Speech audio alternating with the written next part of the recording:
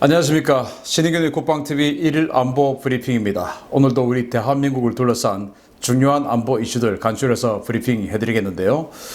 오늘 정말 흥미로운 뉴스들이 있습니다. 첫 번째 소식인데요. 우리 해군의 장보고급 잠수함이 부산 가덕도 인근 해상에서 외국의 대형 자동차 운반선과 충돌하는 사고가 발생했다는 소식입니다. 다행히 인명피해는 발생하지 않았습니다.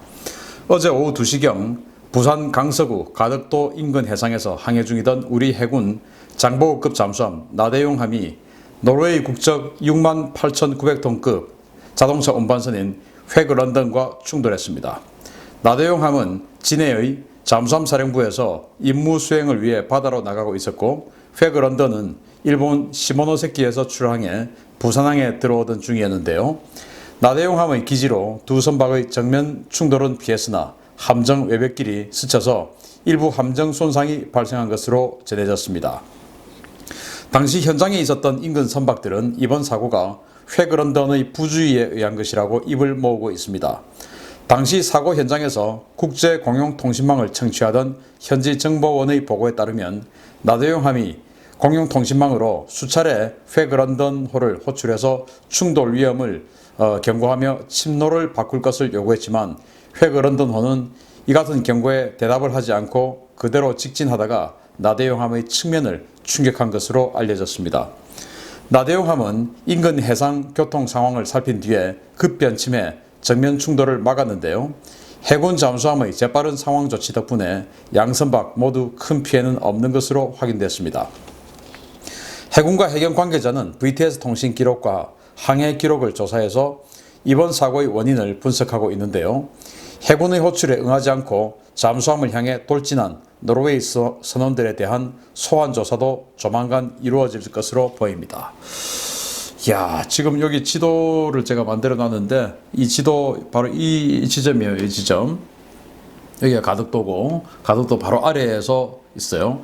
그러니까 이 가덕도에서 요 밑으로 이렇게 들어가면 이게 바로 이제 진해 군항입니다. 진해 군항에서 이렇게 나오고, 또 이 오른쪽이 부산 신항이에요. 진해하고 부산하고 같이 관리하고 있는 부산 신항인데, 이 지역으로 아마 노르웨이의 자동차 운반선이 들어갔던 것 같습니다. 여기에 이제 르노 삼성 자동차가 있기 때문에 아마 르노 삼성 자동차 관련한 이 자동차 운반선인가 아닌가 생각이 되는데, 아무튼 이쪽으로 들어가다가, 자, 그런데 우리 잠수함은 정해진 항로가 있어요. 그래서 그 정해진 항로를 벗어날 수 없죠.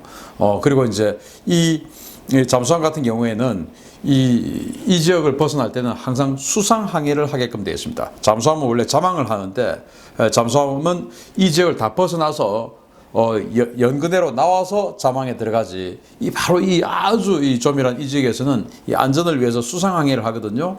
그런데 나대용함이 나오고 있는 상황에서 아주 거대한 68,500톤급의 자동차 운반선 로로선 이 회그런던이 들어오는 것을 보고, 근데 갑자기 쑥 들어오는 것이죠. 그래서 이제 나대용함이 국제공용통신망을 통해서 계속 호출을 했답니다. 계속 호출을 했는데 침로 바꿔라, 충돌한다, 이렇게 계속 했는데도 이 회그런던이 대답도 하지 않고 듣지 않았는지 대답을 하지 않았다고 그래요. 왜냐하면 이 국제공용통신망 같은 경우는 이 거제, 부산 이 동쪽 이 모든 곳까지 다 청취가 되기 때문에, 제가 아시다시피 부산 출신 아닙니까? 그래서 이 지역에 해운업 하시는 분들 많이 알아요. 그래서 이 무전을 많은 사람들이 들은 겁니다. 그래서 많은 분들이 저한테 제보를 했어요. 나대용 군함이 계속 이렇게 호출을 했는데 회그런던이 아무런 대답도 하지 않았다라고 제가 많은 제보를 받았는데, 우리 해경 관계자들 이런 부분들 우리 해경도 아마 들었을 겁니다. 그렇게 해서 우리 나대용함, 사실은 우리 한국 해군은 209급 잠수함 9척 있는 것 중에서 8번째 잠수함이고, 또 이 209급 잠수함 중에서 지금 거의 첫 번째로 업그레이드 작업을 막 마친 그런 잠수함이에요.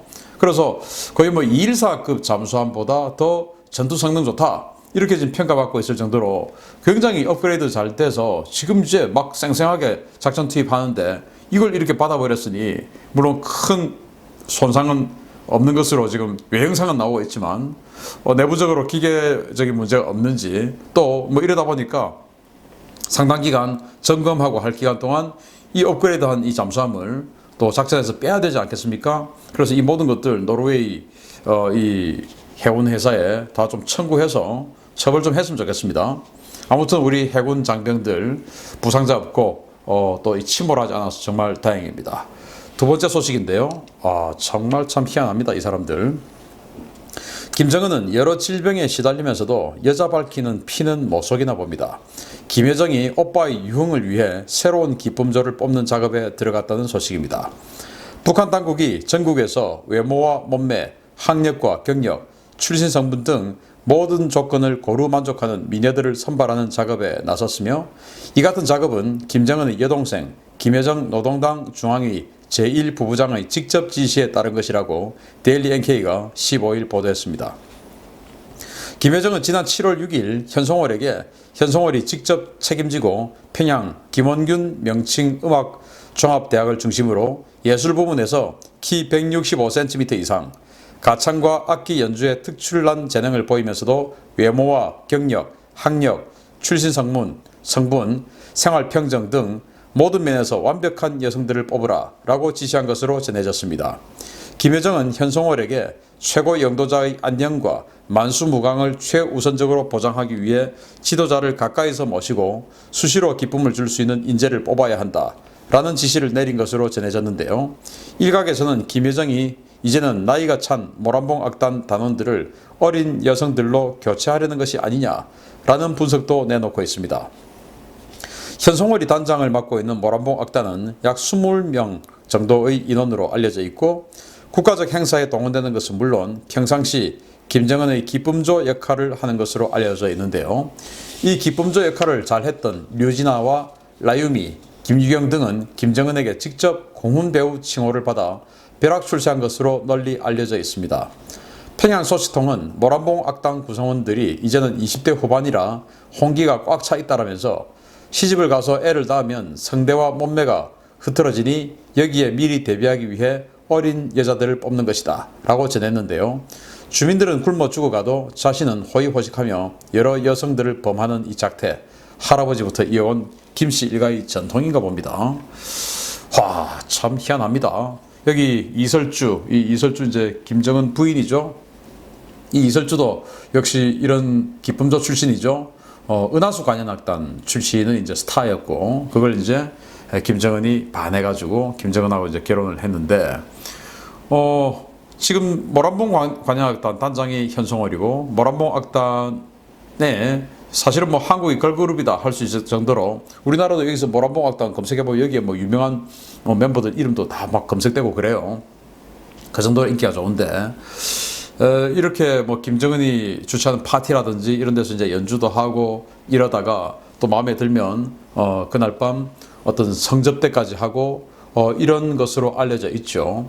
그래서 이 악단 출신들, 기쁨조 출신들 사실은 뭐 이 신부감으로는 그다지 환영받고 있지 못하다라고 알려져 있어요.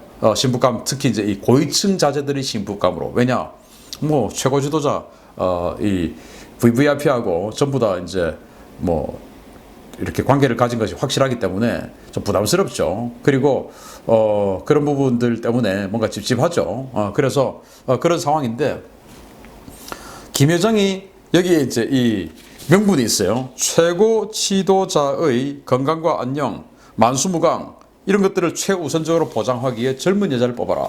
아니 젊은 여자 뽑는 거하고 최고 지도자의 만수무강 안녕하고 무슨 관계가 있는 겁니까? 그래서 사실 이 김여정이 왜 이런 짓을 나서서 하냐. 지금 뭐 외형적으로는 김정은에게 잘 보이기 위해서 이럴 수 있지만 우리 예전 그 역사를 보면 왕이나 황제를 여색만 탐하게끔 만들어 놓고 그래서 관심을 오직 그쪽으로 쏠리게 만들어 놓고 그 밑에 있는 이 내시의 총대장인 뭐 태감이라든지 뭐 이런 사람들이 권력을 뭐 전횡한다든지 이런 거 우리 역사를 통해서 한국 역사, 중국 역사 많이 봤지 않습니까? 따라서 김여정이 실제로는 자기 오빠를 이렇게 아주 뭐 충성하는 척 하면서 실제로는 자기가 권력을 이렇게 휘둘리려고 하는 것은 아니냐. 또는 지금 뭐 여러 가지 질병, 이 성인 질환 엄청나게 완전히 걸어다니는 이 성인병 어떤 종합 선물 세트다라고 알려져 있을 정도로 이 김정은이 그랬는데, 여기다가 이제 여자까지 점점 더 이렇게 해가지고 빨리 죽게 만들어서 자기가 지금 정권을 잡으려고 하는 것은 아니냐라는 생각이 들 정도예요. 어떻게 이를. 그리고 이설주는 아예 뭐 아웃 오브 안중에도 없는 이제 이런 상황 아니냐. 그래서